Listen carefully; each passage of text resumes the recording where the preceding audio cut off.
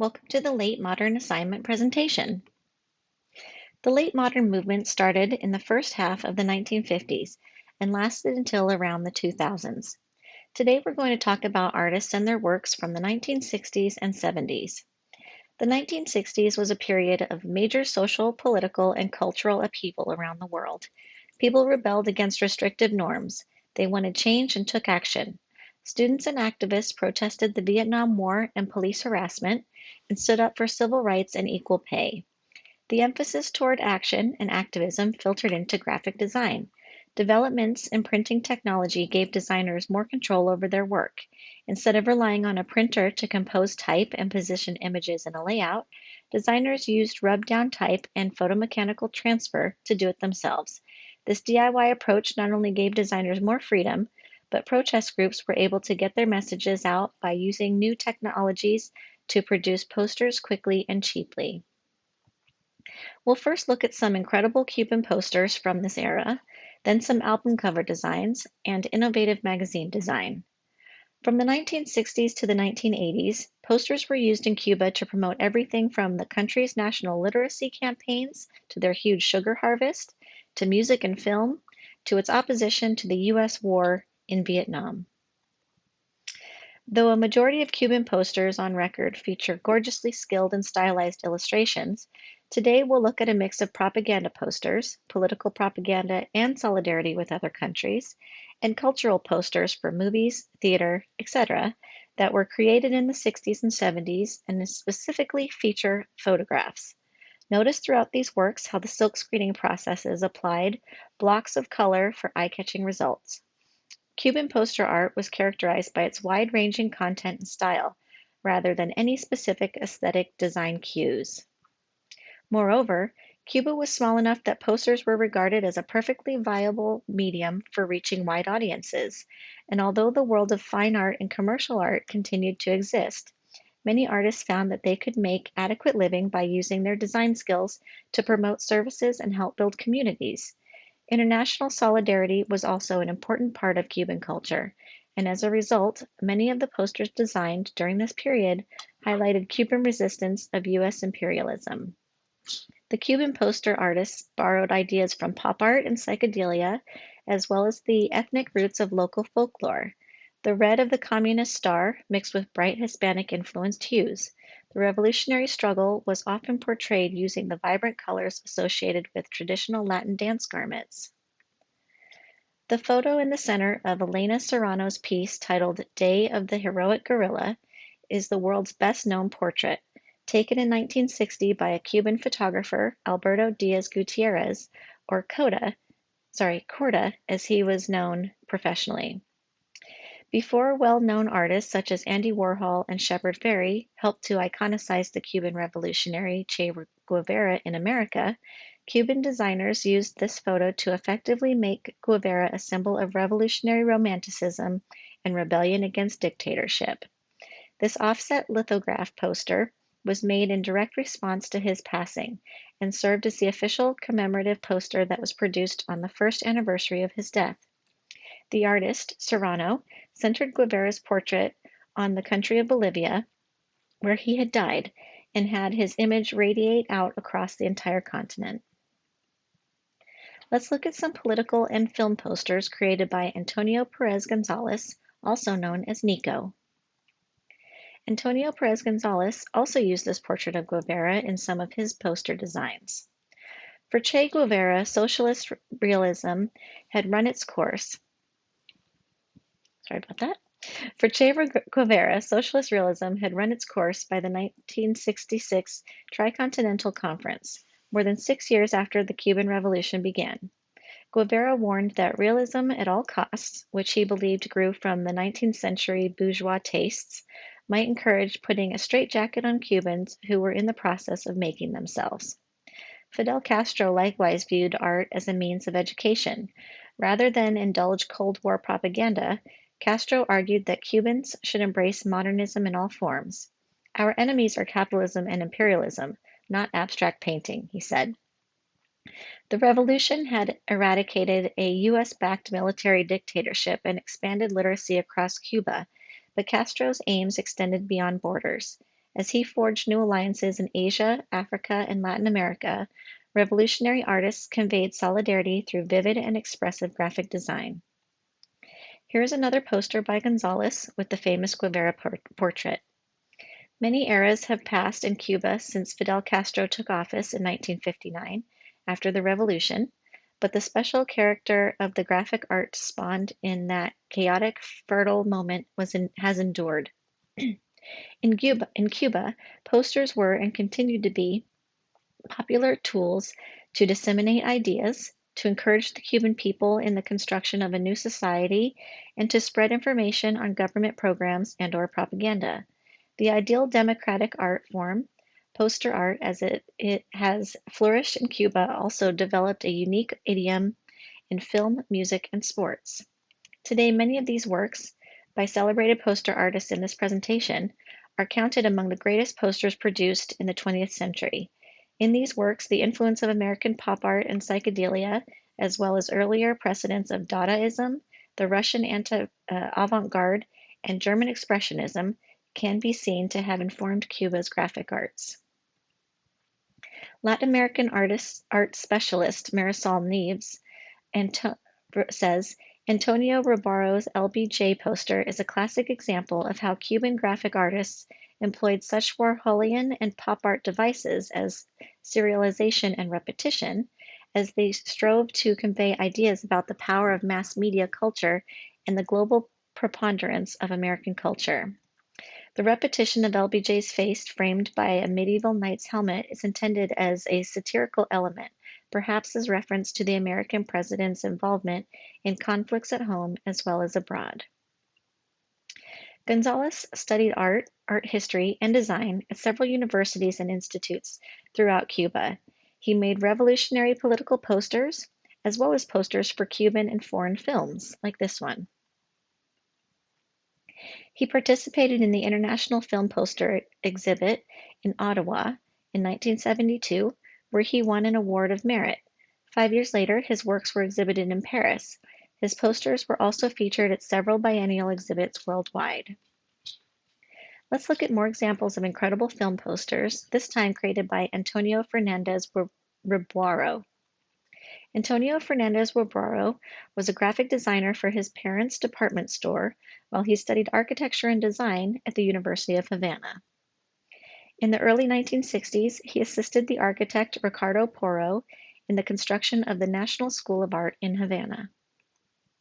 He is a prolific poster designer and was among the first artists to abandon socialist realism. His first poster was for the 7th International Congress of Architecture, and he also designed many posters for films. He won numerous awards, including Prix-Special Prize at the Ottawa International Film Festival in 1972, and grand prizes at several international film festivals and poster exhibitions worldwide.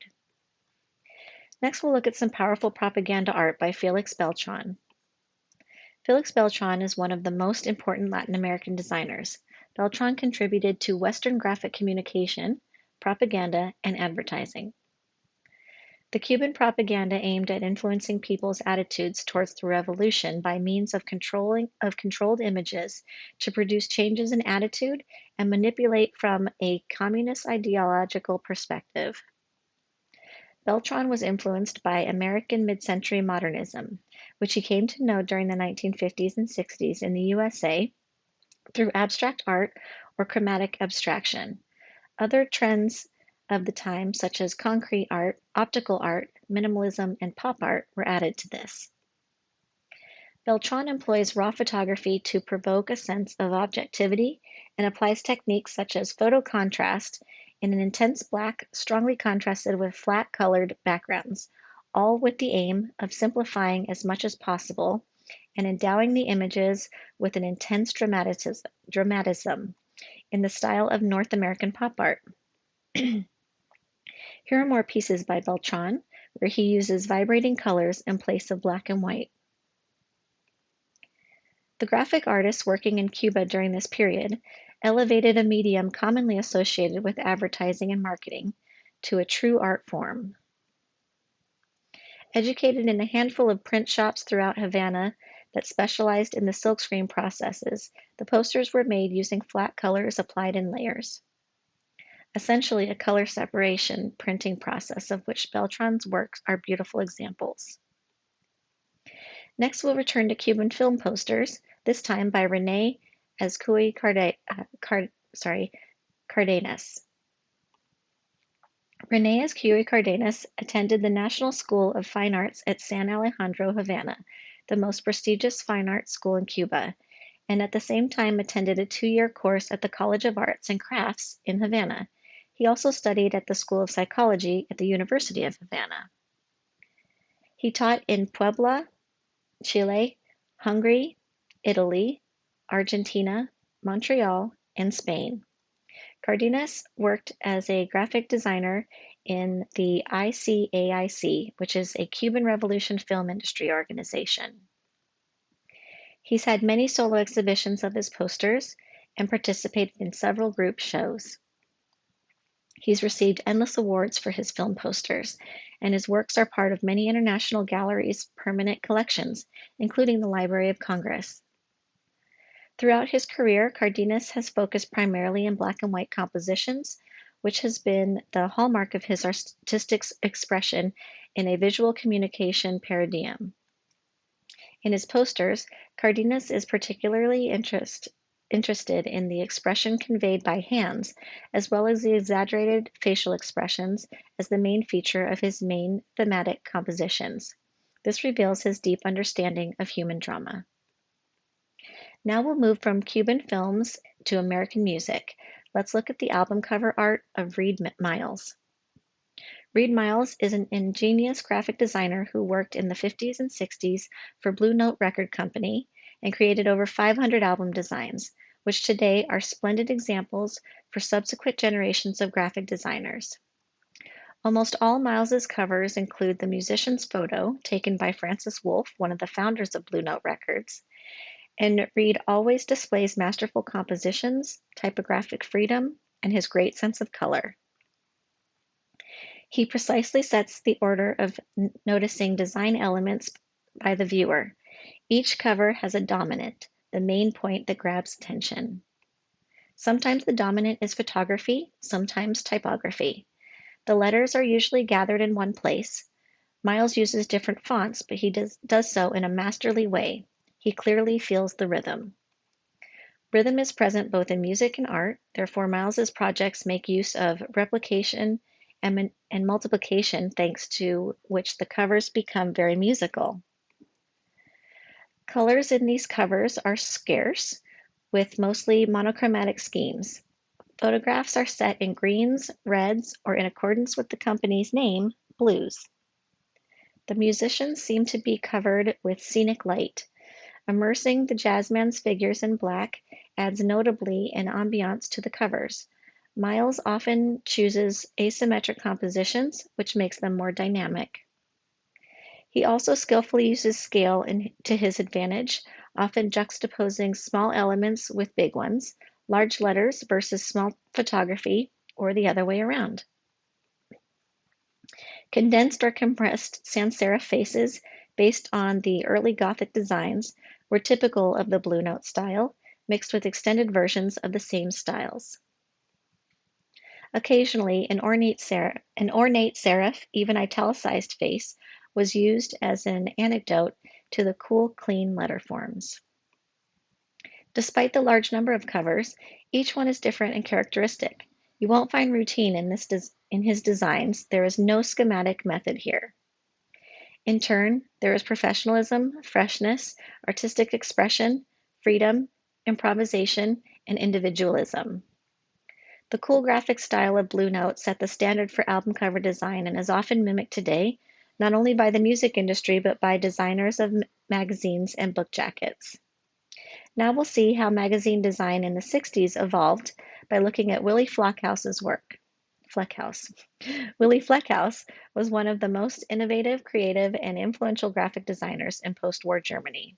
He became internationally known for his groundbreaking work on the lifestyle magazine Twin, which attracted generations of readers with its generous layouts, modern typography, and distinctive choice of house photographers such as Will McBride, Charlotte March, Guido Mangold, and Reinhard Wolff.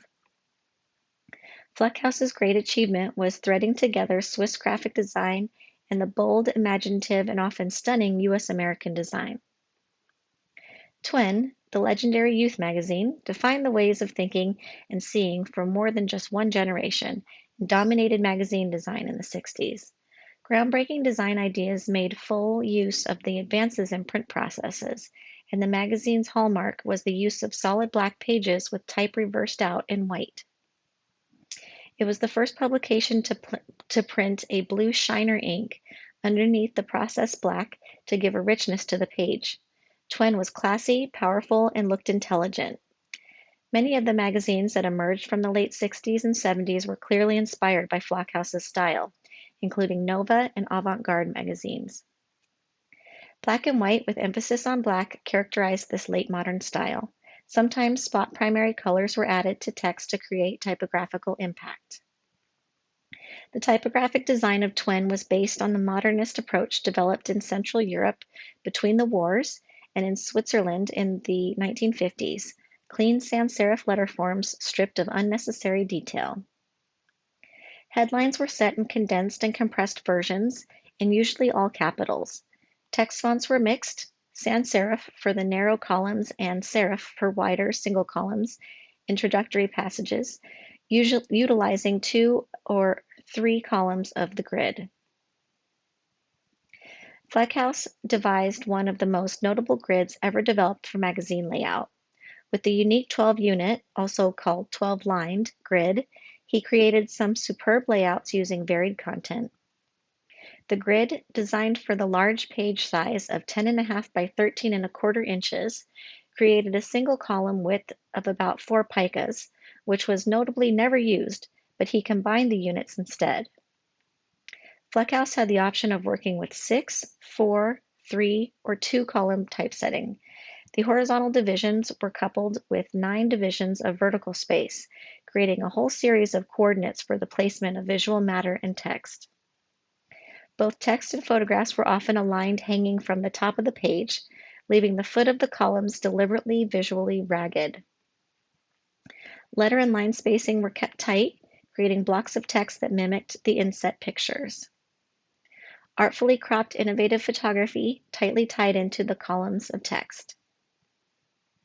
With Twen, Willy Fleckhaus's work was as style-defining as it was with his last major project, the Frankfurter Allgemeine magazine. Thank you for watching.